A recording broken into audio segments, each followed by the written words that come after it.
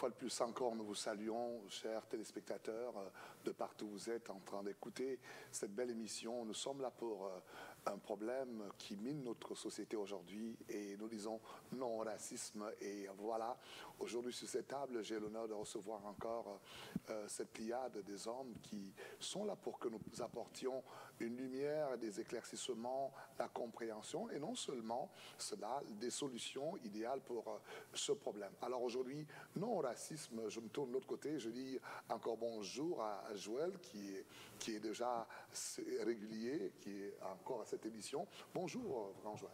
Bonjour Paul, merci encore pour cette invitation. Excellent. Alors de l'autre côté, nous avons Samy. Alors bonjour Hervé. Bonjour, je m'appelle Samuel Hervé Manding. Mon Hervé n'a pas H, je ne sais pas pourquoi ma mère qui me suit en France avait oublié le H. Je lui demande le H, c'est pas ce qui se passe, pourquoi elle avait oublié le H. Bien sûr, je suis le secrétaire du mois de l'histoire des Noirs. J'opère ici en tant qu'acteur de développement, justement pour parler des problèmes de racisme que nous vivons certainement à Montréal et au Canada. Merci une fois de plus aux copanélistes et tous ceux qui vont permettre d'enchérir cette émission. À tous ceux qui nous suivent dans le monde, installez-vous. Merci d'être là. Et voilà, merci Samy. Écoutez, on va asseyez-vous bien, messieurs et dames. Nous avons un temps particulier. Et aujourd'hui, nous avons un invité spécial qui est le président du Conseil interculturel de Montréal. Il s'agit de monsieur Souleymane Guissé, à qui je dis bonjour. Il est juste à ma gauche. Comment ça va? Bonjour, président. Bonjour Paul, bonjour Joël, bonjour Samuel. C'est un plaisir d'être avec vous ici et puis donc de discuter de sujets, de thèmes qui nous tiennent à cœur. Donc encore une fois, c'est un plaisir d'être avec vous sur ce plateau. Voilà, un bonjour pour tout le monde, un bonsoir, un bon après-midi. Écoutez, le temps aujourd'hui, on ne sait pas à quelle heure les gens nous suivent et comment leur dire. Voilà, un nouveau jour, on l'appelle comme ça. Alors, nous parlons du racisme et vous avez vu des images, on a entendu parler des grèves de partout. Et un problème qui est là, un problème qui a duré longuement et qui passe des décennies. On n'a pas de solution et il semble que nous sommes dans le temps où les hommes disent non et que des solutions idéales doivent être trouvées à cette problématique. Alors, je veux encore revenir un peu pour chacun de nous sur ce plateau. C'est quoi le racisme? Je me tournerai déjà vers Samy de l'autre côté. On a fait un petit décompte là-dessus. C'est quoi pour toi? Pourquoi tu dis non à ça? Bon, je dis déjà non au racisme parce qu'il faut définir le racisme comme étant une forme de discrimination. Ça peut être la discrimination surtout de la race, une discrimination de la race ou une forme de hiérarchisation. Alors, on sait que le racisme est né dans les années 1900 officiellement, bien plus que ça. Mais nous disons non parce que cette hiérarchisation rend une autre race sous-homme. C'est-à-dire qu'on ne leur donne pas les potentiels de pouvoir se développer, alors qu'aujourd'hui, avec la réalité, c'est très faux. OK, voilà, une sous-race, bon, qui va l'accepter?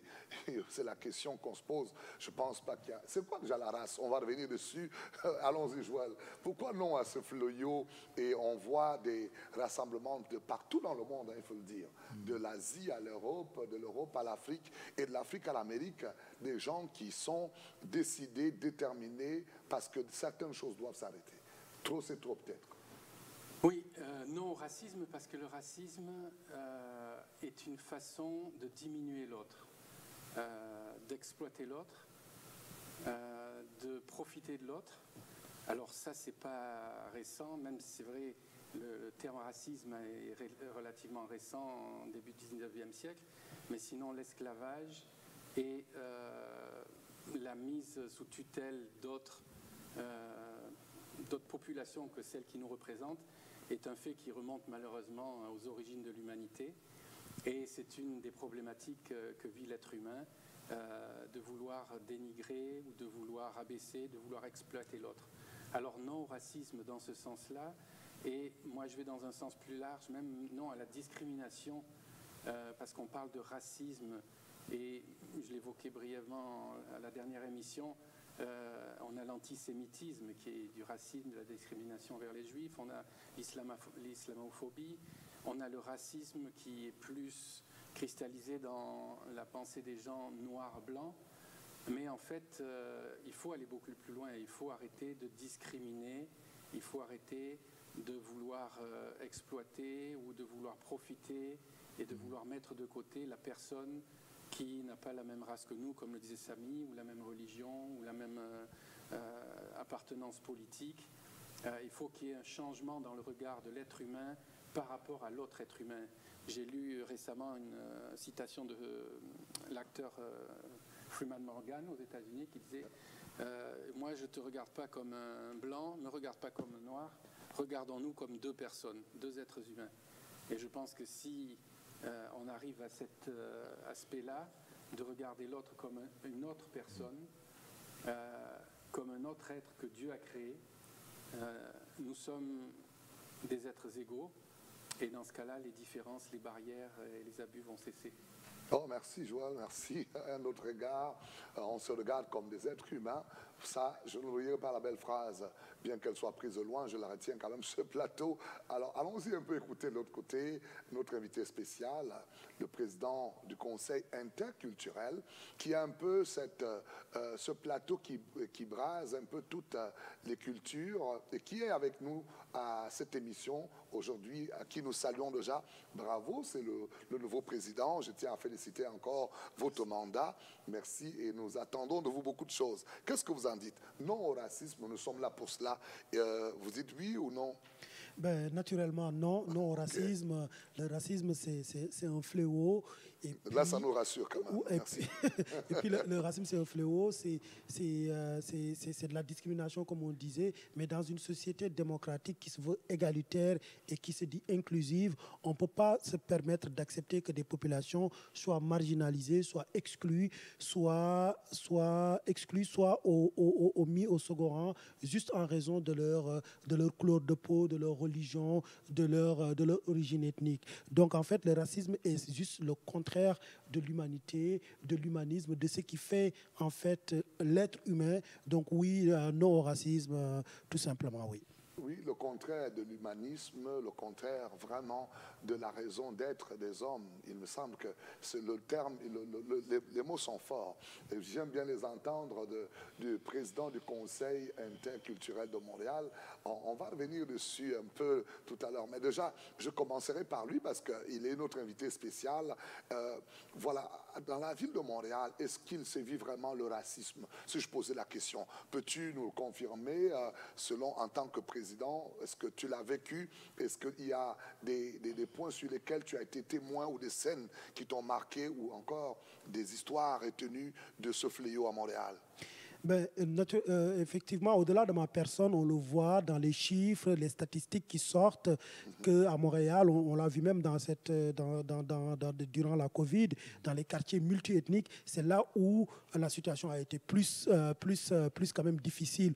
Oui, le racisme est une réalité à Montréal. On voit que, par exemple, le taux d'emploi des personnes issues de l'immigration ou issues de la diversité est bas. On voit qu'aussi, en termes, on parle beaucoup de profilage racial, que quand on est noir, on a 4 fois plus de risques d'être arrêté par la police à Montréal. Quand on est autochtone, femme autochtone, ça va jusqu'à 11 fois. Oui, le racisme est une réalité. D'ailleurs, la mairesse de Montréal l'a reconnu. Et au niveau même fédéral, Justin Trudeau a reconnu aussi que le racisme systémique est une réalité. Je pense que maintenant, il n'y a plus de débat sur est-ce que le racisme est une réalité ou pas. C'est reconnu, on le sait, les chiffres le montrent. Il y a même un rapport aussi de la Commission des droits de la personne et de la jeunesse qui était sorti en 2012 et qui disait au Québec, quand un Traoré a 6 fois moins de chances, 60 fois moins de chances qu'un Tremblay à décrocher un emploi. Donc oui, tout ça concourt à dire que le racisme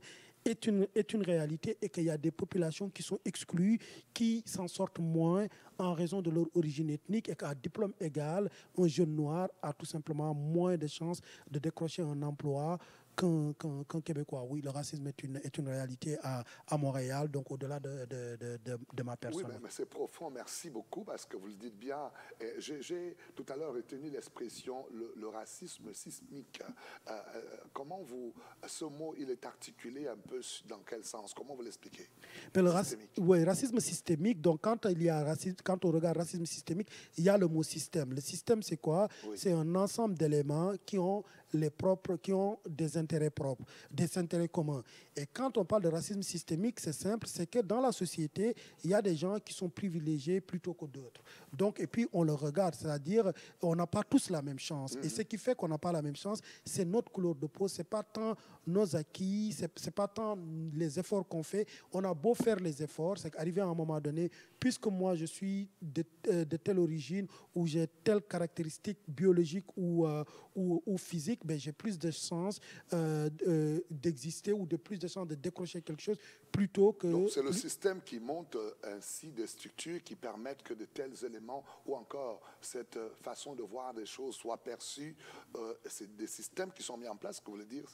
Ben en fait, ce n'est pas tant des systèmes qui sont mis en place, c'est surtout l'idée de biais inconscient. C'est-à-dire, évidemment, s'il n'y a pas de représentativité au niveau donc, des dirigeants, donc on n'est pas sensible, par exemple, si on prend l'exemple de la police, s'il n'y a pas assez de cadres policiers noirs, ben, ils ne vont pas pouvoir comprendre la réalité des jeunes noirs.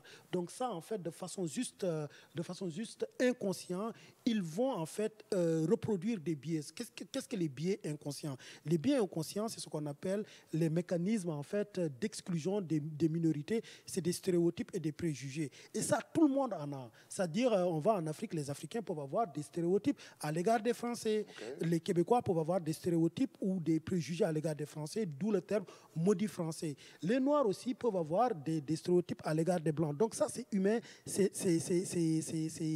naturel. Maintenant, le problème vient quand ce n'est pas adressé. C'est ça qui est en situation de majorité-minorité, ça devient délétère. Parce que si une majorité occupe tout, ben ces biais-là ont tendance à se répéter et ça devient systémique. Donc, ce n'est pas volontaire, mais c'est le fait que la distribution ou l'organisation sociale est faite de telle sorte que ça crée en fait des répercussions, d'où l'exclusion de certains et d'autres. Et souvent, quand on parle de racisme systémique, qu'est-ce qu'on dit? Ben, la représentativité. Il faut que dans les postes de cadre, dans les postes de décision, qu'il y ait des gens qui sont sensibles à la situation des femmes, à la situation des Noirs, à la situation des Autochtones. Et si c'est sensible, ces gens-là peuvent adresser ces problématiques-là et on peut lutter contre ça. Mais si il y a une seule partie de la population qui occupe décide, tout, qui décide de tout, ben en fait, ça reproduit les biais systémiques qui sont encore une fois naturels. Ce n'est pas simplement les Blancs qui ont des préjugés, des stéréotypes. Les Noirs, les Africains ont des stéréotypes, d'autres ont des stéréotypes. Maintenant, il faut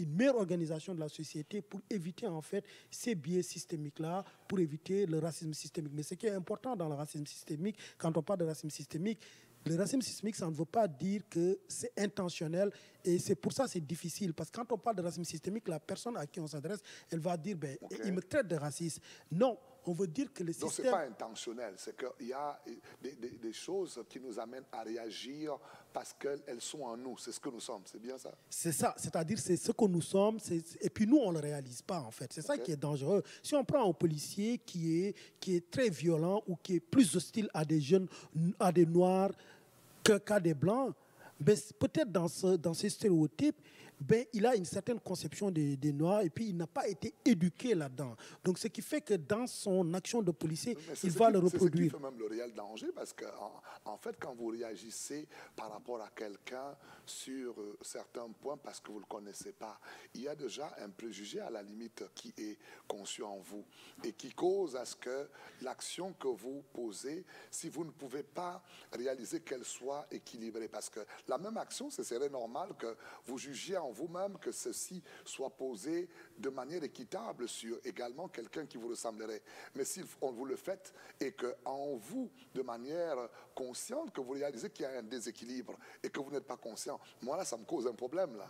Oui, justement, d'où l'importance de l'éducation et de la représentativité, et de la sensibilisation. Donc, quand on met ce thème-là sur la table, c'est justement parce que prenons l'exemple d'un recruteur qui reçoit une pile de CV et qui voit Momodou. Et puis, ce nom Momodou-là, ce n'est pas Gérard, ce n'est pas Jules, ce n'est pas Joël. Et puis, qui voit Momodou Traoré. Ce n'est pas quelque chose qui lui dit. Donc, cette personne-là a tendance à le mettre de côté parce que ça ne lui ressemble pas, ça ne lui dit rien. Mais quand il voit, par exemple, Joël Tremblay ou bien Jules Lapierre, ça lui dit quelque chose et c'est tout à fait naturel. Maintenant, si on n'adresse pas, on ne dit pas que voici la réalité. Parce que la réalité, on la voit, on dit, ben voici, il y a un racisme systémique qui exclut les uns et les autres. La personne qui agit de cette façon-là n'en est même pas consciente. Donc il faut le ramener sur la table sans cesse, sensibiliser, expliquer et ne pas surtout en fait pointer du doigt en disant t'es raciste. C'est surtout ça en fait, parce que le mot racisme, c'est ça qui est aussi, on a parlé du mot racisme. Le mot racisme est un mot quand même très fort, parce que c'est la naissance même du mot racisme. Quand on regarde l'histoire, Samuel le rappelait tout à l'heure, le racisme quand même c'est la hiérarchie des races. Et la hiérarchie des races, on dit il y a des races supérieures et des races inférieures. Et ça quand même, ça a justifié la colonisation. Et la Deuxième Guerre mondiale, le nazisme, c'est basé sur ça. Pour quand même, on a vu ce que ça a apporté. Et après cela, des anthropologues ont réfléchi, on dit qu'il n'y a pas de race. Il n'y a qu'une seule race. Mais justement, je voulais en venir tout à l'heure. Ouais. Je voulais en venir. Je repars un peu vers l'historien là-bas, Samuel. Samy, dites-nous un peu. Tout à l'heure, je reviens vers vous. Tenez-vous sur le fil de vos idées. On revient. Écoute, Samuel, tout à l'heure, tu parlais de l'origine du racisme et un peu sur le plan de la race. Tu peux me définir un peu sur quelle base on pourrait définir une race et qu'elle soit validée, supérieure à une autre, sur quel plan? Ben, je reviendrai sur un point que mon frère Joël a parlé tout à l'heure sur l'esclavage, la traite négrière, où on avait classé le noir comme un bien meuble. Donc il y a 400 ans, le noir était considéré comme un bien meuble. Une conception d'homme ou une conception logique, intellectuelle? Peu importe la manière que vous le prenez, l'autre qui nous voit en face, c'est qu'on est humain. On n'est pas un animal. Puisque à cette époque, les gars ils sont arrivés chez nous, il y avait une civilisation quand même. On avait une culture, on avait une façon de vivre. Il faut déjà dire que cette classification de race vient d'abord d'une culture qui était tampon, d'une race qui était tampon. C'est-à-dire que c'est une forme de discrimination qui existait déjà entre les peuples, donc entre les différentes tribus en Afrique. Donc on le sait encore, il y a encore ces stigmatisations-là aujourd'hui. Il y a des tribus qui se sentent esclaves des autres tribus. Je vais vous raconter une anecdote. J'ai vécu ça ici à Montréal. C'était une tribu en Mauritanie, donc une dame de Mauritanie et une autre elle est censée être sous-esclave de cette tribu, alors a refusé de participer à la réunion parce que l'autre dame était là. Elle a dit non, chez nous, tu es censé être à la cuisine, tu n'es pas censé t'asseoir avec moi. Donc, déjà ça existe jusqu'aujourd'hui. Donc, on a été lui dire, mais non, on est au Canada. On est au Canada, la dame est venue, elle a fait ses études, elle a été sélectionnée selon son apprentissage, selon les critères du Canada. Elle a été sélectionnée pour être là. Et il n'y a pas de discrimination. Et la femme était catégorique et la réunion a pris une autre tournure. Donc, la femme n'a pas voulu baisser tout à fait ses stéréotypes. Alors, pour dire que c'est né chez nous, et puis ça a évolué avec les Arabes. Donc, lorsque vous repartez, donc, ça veut dire les Arabes, si tu veux, les Maghrébins, ont constitué à vendre dans les Africains. On dit que la traite des Maghrébines a été plus destructrice que la traite des Blancs. Parce qu'ils arrivaient dans un village et détruisaient pratiquement 80% des cultures des personnes pour en retirer peut-être 20% des Noirs et les revendaient donc maintenant chez d'autres personnes, chez les Blancs.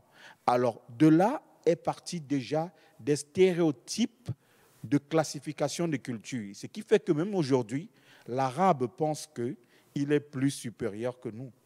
Lorsqu'on se retrouve, un arabe pense qu'il est plus intelligent que moi, que je suis sous lui. Donc, voilà on ne peut pas le dire de manière exacte, mais on peut rentrer dans l'histoire pour dire que, pour tirer quelques étincelles, pour dire, voilà là où est parti quelques étincelles. Arrivé aux États-Unis, et ça s'est perduré aux États-Unis. Dans les Noirs, quel que soit justement, le bois de l'histoire des Noirs souligne justement la période justement de cette partie où la plupart des leaders ont contribué à abolir justement ces stéréotypes. Et c'est pourquoi, pendant le mois de l'histoire des Noirs, on valorise les compétences les activités des communautés noires.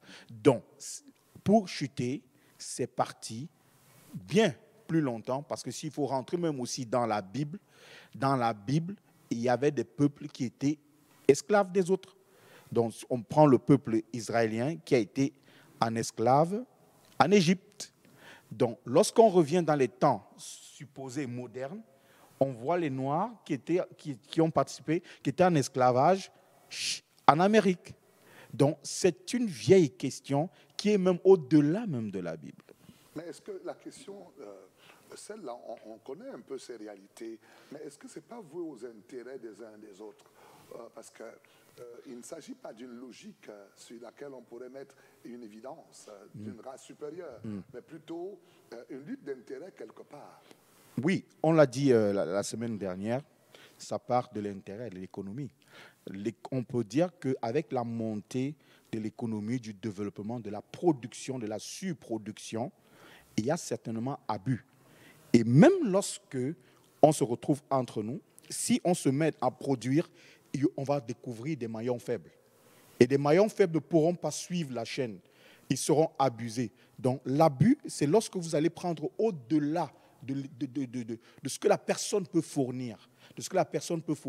Alors, on peut dire qu'avec la montée du capitalisme, le capitalisme peut être un des indicateurs qui a accéléré aujourd'hui cette classification mentale. Ok, on reviendra là-dessus. Merci beaucoup pour la précision. Je vais peut-être amener un désaccord avec oui. ce que Samy disait. Que ce n'est pas la société capitaliste pour moi qui a fait ça, parce que comme tu disais, quand on regarde l'histoire, oui. Et c'est je vais le citer, c'est un chercheur sénégalais, Tidiane Ndiaye, qui a fait une étude là-dessus, qui disait que la traite des Noirs par les arabo-musulmans a duré plus de 1000 ans. Et c'est pour ça que je dis, pour moi, ça ne vient pas du capitalisme, c'est quelque chose qui vient de longtemps. Les Arabes musulmans ou les Mauresques ont aussi pendant longtemps été à la tête de la traite des Blancs. Okay. Ils partaient de l'Afrique du Nord, ils écumaient la France, ils montaient jusqu'en Angleterre et ils ravageaient les villages, ils tuaient, ils ramenaient les esclaves et ils vendaient les femmes blanches parce que ça avait de la valeur. Donc c'est quelque chose qui vient vraiment du profit, comme tu le disais. Alors c'est pour ça que je voulais apporter une nuance, pas que je suis en désaccord, mais dire c'est pas juste le capitalisme, mais c'est vraiment cette notion. L'intérêt. Voilà, de l'intérêt. Le profit, c'est le bon terme. On ramenait des blancs pour qu'ils servent parce qu'ils valaient de l'argent. Après, c'était les Noirs. Après, c'est les Noirs qui ont été emmenés dans les Antilles et qui étaient exploités en Amérique. Donc c'est toujours une histoire. Et là, bon, on est européens, africains, mais si on va regarder en Asie, ça a été la même chose. Il y a toujours des gens qui profitent des autres pour faire de l'argent. Et c'est ça qui reste après. Et alors, ce que j'ai bien aimé tout à l'heure de ce que disait Souleymane, c'est le nom fait quelque chose. Et si je me faisais l'avocat du diable, je dirais, est-ce qu'on ne devrait pas laisser... Non, c'est pas l'avocat du diable. Est-ce qu'on ne devrait pas laisser faire les choses parce qu'un jour, ça va se régler? Parce que le racisme, si on revient au racisme, pour moi, il y a deux sortes de racisme. Il y a le racisme ignorant. Ça, c'est les gens qui ne savent pas et qui ne connaissent pas. Ils ne sont jamais sortis de chez eux. Et puis, l'inconnu leur fait peur. Ils ne connaissent rien. Et il y a le racisme méchant. Ça, c'est celui qui sait qu'il va pointer telle race parce qu'il veut du mal à son frère. Si on parle d'une société où il y a 40 ans encore, comme Souleymane le disait, on parlait des maudits français. Maintenant, un nom français ou un nom québécois, c'est à peu près pareil. Mais c'est vrai qu'un Traoré ou un Digendé, hop, de suite, ça fait réagir les Québécois. Ça, c'est pas un nom qu'on connaît. Mais dans 50 ans, tout le monde aura un copain ou une copine, ou un père ou une mère ou un voisin qui va s'appeler Traoré, qui va s'appeler Manding. Voilà, il y aura plus cette distinction qui fera réagir peut-être les gens en disant oh non, celui-là je le prends pas parce que c'est un nom bizarre.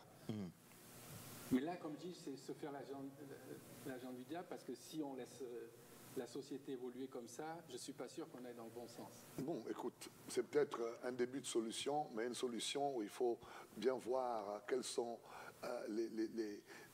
je veux dire, les tenants et les avenants qui pourraient satisfaire le temps actuel. Mais je ne pense pas, parce que je regarde un peu le monde qui se vit aujourd'hui. Nous sommes face à une réalité, et cette réalité, nous avons une jeunesse qui n'accepte plus simplement le fait de vivre certaines choses dans leur génération.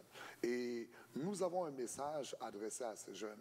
Et sinon, trouver un point d'intérêt ou un trait d'union qui aiderait ces jeunes à pouvoir soit gérer ce temps de transition et attendre ce temps. Mais je pense que ce n'est pas ça la solution. Le monde aujourd'hui avance, tout change, tout évolue. Est-ce qu'il est pour nous possible de laisser faire? Une question que nous posons. Je repars un peu au conseiller interculturel Montréal. Vous avez, face à ce qui se passe aujourd'hui, peut-être proposé des solutions à la ville de Montréal, au Canada. Est-ce qu'il faudrait laisser faire? Les choses se feront naturellement. Encore une fois de plus, on a vu certaines images et qui se sont d'ailleurs accentuées, hein? Pas une, pas deux, au fil du temps. On doit laisser faire, ou faut-il qu'on propose des solutions, ou encore faut-il que les choses aillent naturellement? En fait, c'est très intéressant, je pense. Et puis, je pense qu'au Québec, notre Premier ministre a parlé d'évolution tranquille. Et puis, je ne pense pas qu'il faille laisser faire. Il faut plutôt agir. Et vous parliez des solutions, de ce qu'on a fait à la ville. Le Conseil interculturel, justement, dans ce contexte, vient de publier son avis, justement, sur le racisme systémique. Et donc, on propose 3 axes. Le premier axe, faire preuve de responsabilité et d'engagement. Ça s'adresse aux politiciens, aux décideurs. C'est-à-dire, c'est prendre le leadership. Et prendre le leadership, ça veut dire quoi? C'est-à-dire reconnaître déjà le phénomène et mettre en place des actions. Donc oui, il faut agir. Maintenant, le deuxième axe, c'est vraiment prendre en compte ce qui est important. On parlait tout à l'heure de la représentativité des populations. C'est que les populations qui le vivent, les jeunes qui le vivent, sont conscients de la situation. Donc la solution peut venir d'eux. Donc c'est écouter ces jeunes-là, ce qu'ils disent, et puis prendre en compte les réalités. Et tout à l'heure, encore une fois, on a dit laisser faire, alors que laisser faire, pour moi, il y a des choses qui vont venir naturellement, mais ça doit être mix. Il y a des choses qui vont venir naturellement, mais il faut agir. Et agir, ça veut dire quoi? C'est sensibiliser. Parce que quand on parle de racisme, on ne n'est pas raciste, on le devient. Donc, c'est-à-dire, si on le devient, ça peut changer. Et ça peut changer par quoi? Par l'éducation populaire, par la sensibilisation, et puis c'est des actions aussi qu'on retrouve au niveau, donc, dans notre avis sur le racisme systémique, où il faut agir, il faut sensibiliser, il faut écouter la population. Agir, donc, c'est reconnaître le phénomène et ne pas le nier, parce que si on est dans la négation, dans le déni, disons, ce n'est pas constructif. Agir aussi, c'est de mettre en place des structures, changer la façon de faire. Et changer la façon de faire, c'est d'adresser le problème par la création d'un poste de commissaire à l'antiracisme. Donc le poste de commissaire à l'antiracisme, c'est-à-dire c'est prendre en compte, écouter les gens, par exemple des jeunes qui sont victimes de profilage racial, les écouter, prendre leur plainte. Quelqu'un qui dit que je suis victime de discrimination, c'est et l'écouter, et puis donc prendre la plainte, et puis donc agir. Par exemple, comme c'est ce qui a fait qu'aux États-Unis, ça a explosé, parce que les policiers agissent mal, mais ils ne sont jamais jugés, ils ne sont jamais condamnés. Agir aussi, ça veut dire quoi? Ça veut dire, dans la façon de recruter, dans les postes de cadre, recruter des gens issus de la diversité pour créer en fait de la diversité, et puis donc pour mieux adresser ces questions-là. Oui, donc il faut agir. Les solutions, c'est l'action, écouter la base et puis sensibiliser, oui. Écouter la base, oui. Là, tu as proposé 3 axes. Vous avez dit, il y a déjà le point faire preuve de responsabilité et d'engagement. Et est-ce que vous pensez qu'au Canada aujourd'hui, il y a un tel engouement de prendre des initiatives dans ce sens quand même? En fait, c'est juste... Parce qu'avant cela, vous avez mentionné le point que le Premier ministre a dit, c'était l'évolution tranquille. Ouais. En fait, au Canada, on le sait qu'on a 3 paliers de gouvernement, au niveau municipal, au niveau provincial et puis au niveau fédéral. Au niveau fédéral, il y a eu la reconnaissance que c'est une réalité. Ça, c'est très symbolique, mais le symbole en politique est très important parce que ça fait que les gens le ressentent et puis les gens aient confiance. Ça fait en sorte que la confiance est là. Ça ramène la confiance. Donc au niveau fédéral, on l'a reconnu. Au niveau on a même mis les moyens. Municipal aussi, on l'a reconnu. Maintenant, c'est au niveau provincial. Donc j'avais oublié la question juste. C'était quoi la question? C'était le sens d'engagement et des responsabilités. OK, l'engagement et les responsabilités, c'est vraiment les décideurs politiques. Parce qu'on parle beaucoup de racisme, de profilage racial et des rapports en un sorti, mais souvent on voit qu'il n'y a pas d'action, que les politiciens n'agissent pas. Et on sait que c'est eux qui ont le pouvoir, qui doivent agir. Et souvent ils agissent, c'est quand il y a des enjeux de vote là-dedans. Quand il y a un poids électoral, des enjeux de vote, et on le sait par rapport à ce qui se passe au Québec, à Montréal, 30% des Montréalais sont issus de minorités visibles. Donc ça pèse sur la balance. Et l'action aussi, c'est quand, je parlais tout à l'heure de la base, quand même cette question de racisme systémique à Montréal, c'est que déjà il y a 3 ans, des citoyens se sont mobilisés, ont signé des pétitions, il y a eu 22 000 signatures et puis il y a eu 7 000 personnes qui ont été écoutées. Et ça a pesé sur la balance, ça a fait en sorte qu'on a mis la pression, en tout cas que ça a poussé les politiciens au niveau municipal de bouger. Au niveau fédéral, on sait que le Parti libéral, au niveau fédéral aussi, son électorat où il se trouve.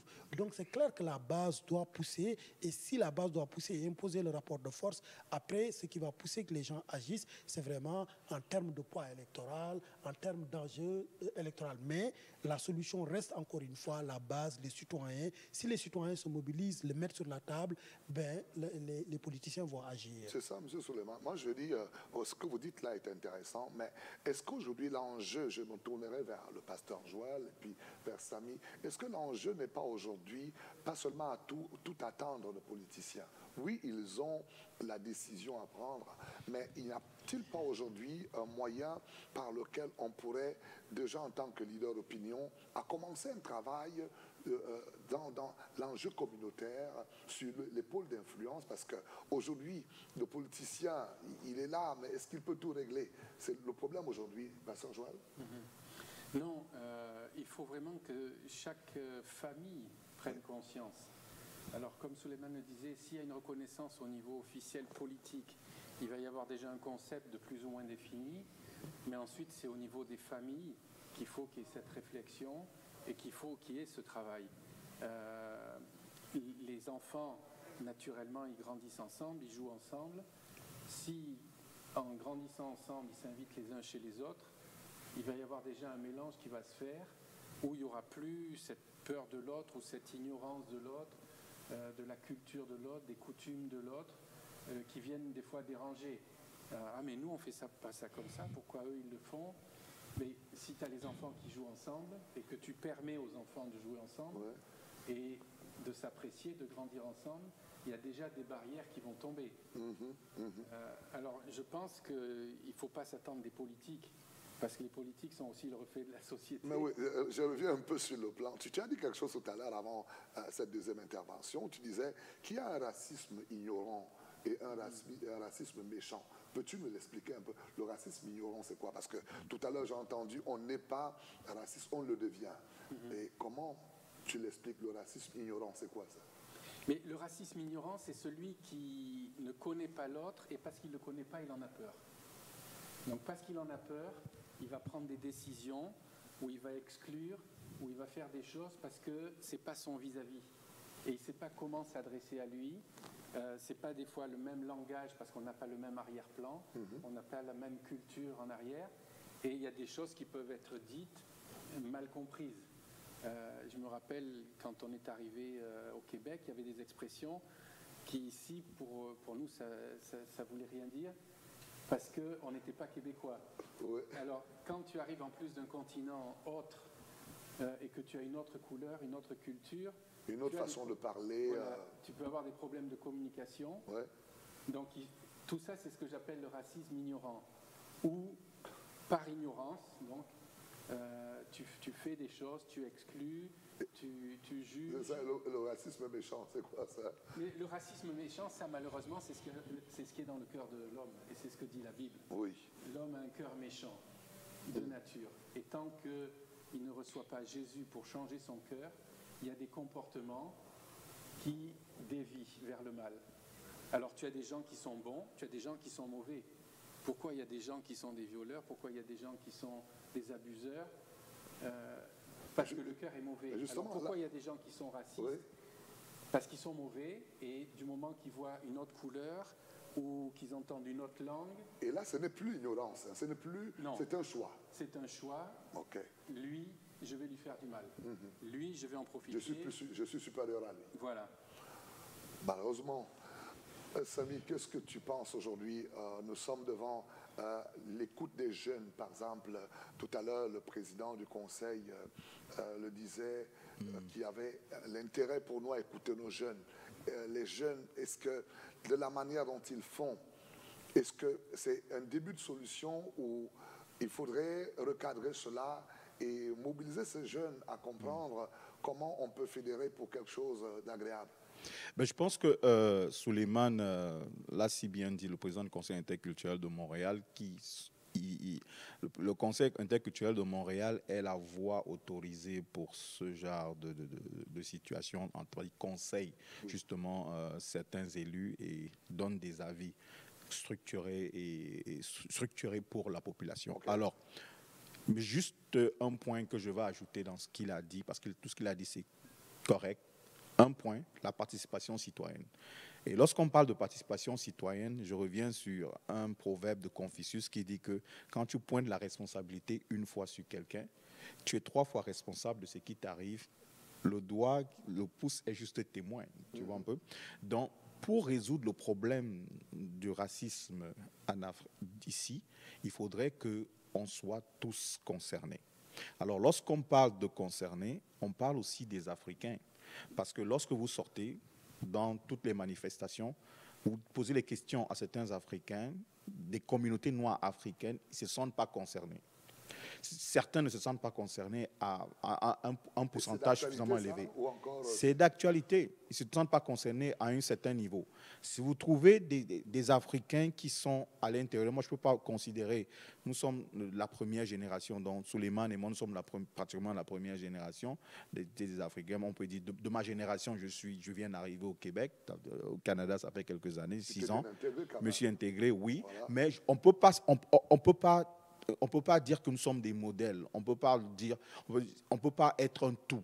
Mais on pense que ceux qui vont nous rejoindre dans le combat, s'ils sont africains, vous allez rendre compte que ce sont les enfants de ceux qui sont venus après, ou les enfants d'après. Oui, mais, vous comprenez? Oui. Là-dessus, je veux dire ceci quand même, parce que la lecture que je porte à ton intervention m'interpelle en tant que leader un peu de communauté, et je l'explique comment. Vous savez, il y a dans ce pays ceux qui sont là depuis presque 200 années, depuis 2 siècles, et qui ont d'autres regards par rapport aux réalités. Il y en a ceux qui arrivent et qui n'ont pas les mêmes priorités et qui se battent encore pour... des besoins élémentaires. Les besoins élémentaires. Donc, quand on sollicite une marche, et le point d'intérêt pour lui, qu'est-ce que je veux manger la journée? Et ça différencie un peu l'heure ou encore la lecture que l'autre a. Non, mais je ne te coupe pas. Je te dirais, par exemple, lorsqu'il faut marcher pour leur président, ou bien pour dénoncer une dictature ou un comportement déviant dans leur pays, ils sont à milliers. Mais oui, justement, là je viens à quelque chose. Je viens à ceci. Vous savez, le point aujourd'hui, être le pédagogue de ce que nous vivons aujourd'hui est intéressant pour que nous parlions aux leaders d'opinion, aux dirigeants de communauté. D'ailleurs, j'interpelle le président du Conseil interculturel de Montréal parce que nous brasons aujourd'hui des milliers de cultures à Montréal et il est important de rentrer dans ces foyers, sensibiliser tout le monde par rapport à cette problématique. Nous sommes là pour dire non au racisme parce que nous avons un fléau qui n'est pas acceptable pour qui que ce soit.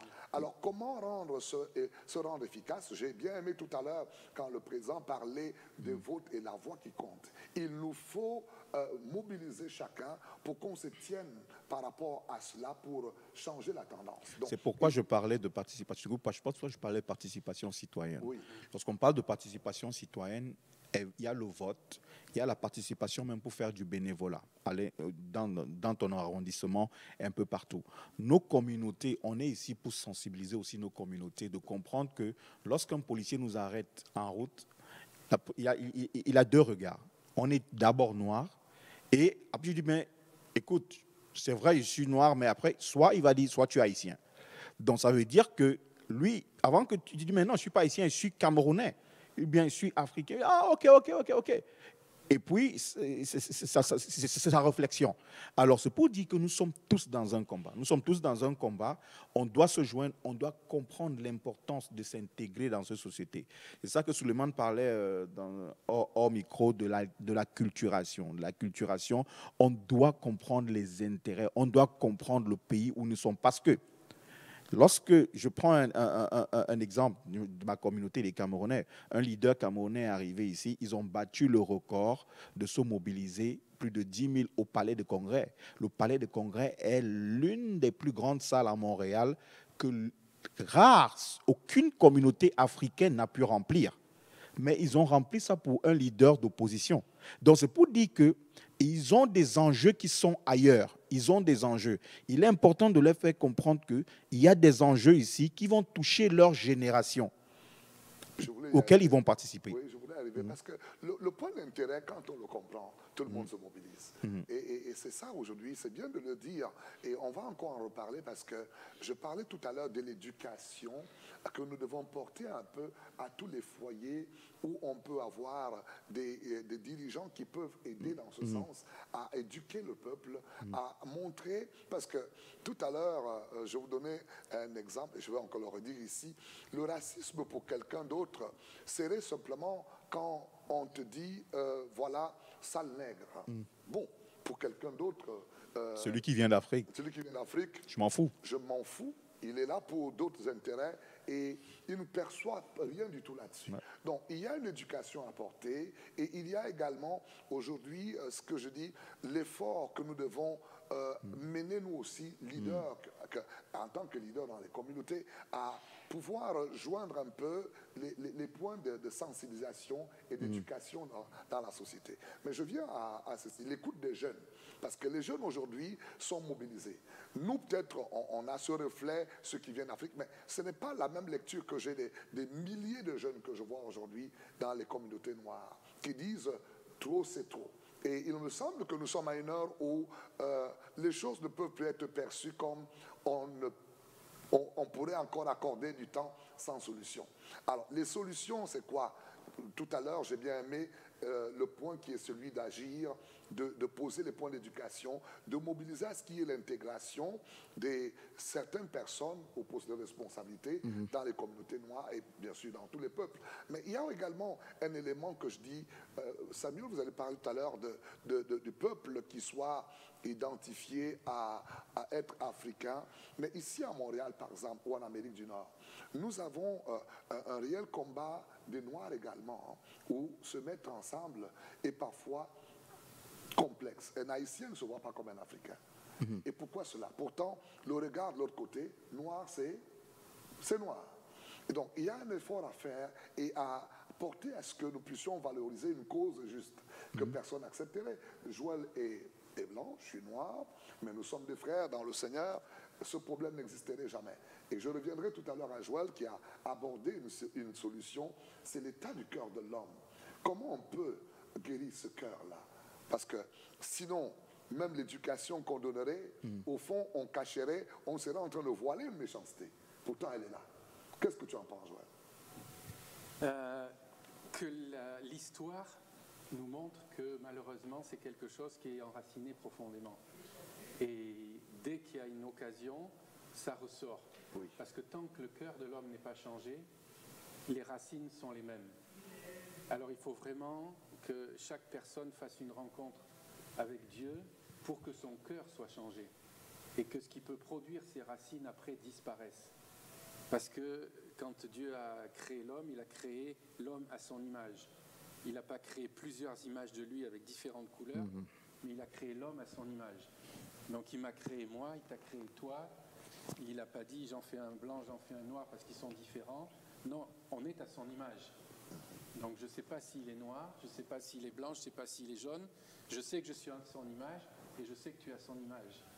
Et ça, il n'y a que l'amour de Dieu qui peut faire que les barrières tombent à l'intérieur et que je vois mon prochain comme celui que Dieu a créé, donc à son image aussi. Un nouveau regard que nous portons aujourd'hui, l'homme qui peut voir son prochain comme étant un être humain comme lui, sans aucune valeur à pouvoir de valoriser celui qui est en face de lui. Un dernier mot sur la table, on va revenir, c'est un débat qui nous intéresse tous parce que nous voulons apporter des solutions et nous croyons qu'à la rencontre prochaine, nous allons davantage creuser et interpeller chacun de vous à des solutions. Faites vos commentaires, mais je rends déjà au président du Conseil interculturel de Montréal. Oui, qu'est-ce qu'on peut dire aujourd'hui? Non au racisme, mais il y a des solutions sur lesquelles nous devons porter nos regards. Qu'est-ce que vous dites? Oui, effectivement, il y a des solutions et les solutions sont multidimensionnelles.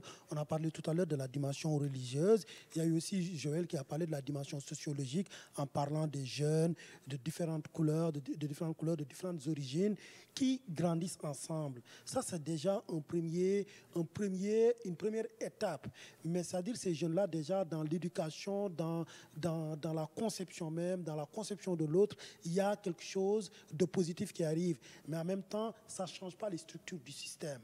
Donc, en même temps, on a des éléments positifs, comme quoi que les jeunes qui arrivent sont quand même, vivent dans la diversité. Donc, cette diversité-là fait en sorte que on a quand même un point d'appui et puis donc un élément positif sur lequel s'appuyer. Après, au niveau politique, il faut que ça évolue par la pression populaire, par l'organisation communautaire, autre chose. Donc, on a parlé de participation, d'engagement citoyen. On sait qu'il y a des obstacles qui expliquent cela, la mobilité, le sentiment d'appartenance, qui fait que les premières générations sont plus attachées à leur pays qu'au pays d'accueil. Donc, tout ça, et puis donc, il faudra certainement agir sur ces questions-là, mais quand même, ce qui rassure, c'est qu'il y a déjà des éléments qui permettent qui explique qu'il y a des solutions et ça me rend optimiste sur cette question-là, même si ça va prendre du temps. Je reste très optimiste et je crois que nous sommes en train d'avancer dans cette thématique où nous devons tous faire des efforts et ces efforts communs, oui, Samy, les Africains doivent faire des efforts, les Blancs doivent faire des efforts. Qu'est-ce que tu en penses? Mais bien sûr, les Africains doivent percevoir la différence entre le mot union et le mot développement. Parce que les Africains doivent comprendre l'enjeu est commun. C'est un enjeu où on doit tous revenir ensemble. Et c'est vrai qu'on a tendance toujours à s'identifier, à être par rapport au pays où on vient, où on provient. Beaucoup d'Africains pensent qu'ils sont mieux, ils sont bien vus lorsqu'ils ont posé une action dans leur pays. Donc, je pense qu'on doit comprendre la différence entre le développement et l'union. L'union, c'est une rencontre de personnes basée sur les émotions, alors que le développement ou l'organisation, si vous voulez, l'organisation, c'est un rassemblement de personnes basées sur des actions objectives. Donc, on doit être objectif, on doit revenir pour s'engager sur des actions qui vont affecter nos enfants et nos générations. Nos enfants et nos générations, oui, nous posons des actions aujourd'hui qui certainement donneront un avenir meilleur à nos enfants. Et c'est pourquoi nous disons non au racisme. Je me tourne vers Joël. Et Joël, comment tu te sens? Tu sais que je t'aime fort. Bon, écoute, tu n'es pas minoritaire, tu es majoritaire là avec moi. Bon, parle-nous un peu de ça, des solutions. Tout à l'heure, tu parlais un peu de la profondeur dans le cœur. Qu'est-ce que tu en dis aujourd'hui à ces jeunes qui nous écoutent? Parce qu'il y a aujourd'hui l'élément commun que tu as apporté et que je trouve assez poignant, c'est le racisme ignorant. Ça m'a marqué ça. Comment on peut percevoir l'autre alors qu'on ne le connaît pas? Et on peut faire l'effort de le connaître. Oui, oui, c'est quelque chose de volontaire. C'est pas quelque chose qui va arriver par hasard. Donc il faut que je le veuille. Il faut qu'il y ait un désir en moi d'aller vers l'autre. Oui. Et je ne me sens pas du tout en minorité, parce que pour moi, on est 4 pareils. Voilà, c'est une excellente phrase. Voilà une perception, un nouveau regard, on l'a de Joël. Nous sommes 4 pareils ici, nous sommes des belles créatures de Dieu et nous apprécions ce temps merveilleux à éduquer le peuple aujourd'hui. Nous avons reçu plusieurs belles informations sur lesquelles nous allons revenir et nous vous disons encore, la beauté, la chose la plus belle, c'est de savoir que vous êtes aimés par votre prochain. Et une des belles phrases de notre Seigneur Jésus, c'est d'aimer son prochain comme soi-même. Alors, aimons-nous, c'est pourquoi nous sommes là. On peut briser ces barrières, on peut avoir un nouveau regard. Et j'aime bien une histoire de quelqu'un qui allait quelque part et qui manquait du sang. et il avait une peau qu'il n'aimait pas. Mais la seule personne qui avait le sang qu'il lui fallait, c'était la personne dont la peau causait un préjudice. Et il s'est rendu compte que le sang qu'il était mis en lui, ce sang provenait d'une peau qu'il ignorait, comme Joël l'a dit. Alors, écoutez bien, on a le même sang qui circule là dans les veines. Alors, mes amis, soyez encouragés. Ça a été un plaisir de vous avoir à l'écoute. Partagez cette émission et nous serons les vôtres encore la semaine prochaine avec des solutions, bien entendu. Alors, un mot de la fin sur le tour de la table. Je commencerai par Samy de l'autre côté. Bon, merci. C'était une opportunité toujours d'être parmi vous et de nous écouter, de nous offrir justement cette plateforme à Paradis TV. Ça sera toujours un honneur d'être là. Un seul mot, c'est juste que nous devons comprendre le pays où nous sommes. J'aime bien ce que un des frères Makakoto disait, un des députés camerounais disait, que j'aime le citer, il disait l'intégration, c'est lorsque tu lis un livre. Mais lorsque tu commences à le raconter, là, tu es intégré. Donc, apprenons à raconter l'histoire du pays où nous sommes. L'intégration commence d'abord par connaître la réalité d'un pays et puis on se projettera certainement dans le futur. Merci. Belle phrase. Oui, Joël. Merci. Comme tu l'as dit tout à l'heure, aime ton prochain comme toi-même. C'est un des plus grands commandements. Et je pense qu'à partir de ce commandement-là, toutes les barrières peuvent tomber. Formidable. Président du Conseil interculturel de Montréal, tout un plaisir de vous avoir et on vous invite encore parce que le débat, il est ouvert là. Hein? Ben, je serai disponible pour vous et puis donc pour pouvoir parler. Donc on parle du Conseil interculturel de Montréal. Nous, ce qui nous intéresse, c'est vraiment porter la voix des citoyens de toute origine à la ville afin que des actions puissent avoir un impact sur leur vie quotidienne. Donc c'est un plaisir d'être là aujourd'hui, aussi de comprendre davantage les enjeux qui se passent dans les communautés et de les remonter aux élus pour qu'il y ait du changement et pour dire non au racisme. Et non seulement on va dire non au racisme, mais on va réagir et avoir des résultats positifs contre le racisme. Voilà, messieurs et dames, voilà votre plateau, non au racisme, une émission que nous tenons afin de pouvoir porter cette problématique à des solutions idéales. Alors nous sommes là pour vous dire encore, suivez-nous à la prochaine émission, nous serons les vôtres. Et je tiens à vous remercier de faire de cette émission et de ce plateau, bien sûr, un plateau que vous encouragez par vos commentaires. Partagez. Encore merci à chacun de vous et que Dieu vous bénisse. Merci. Paul King.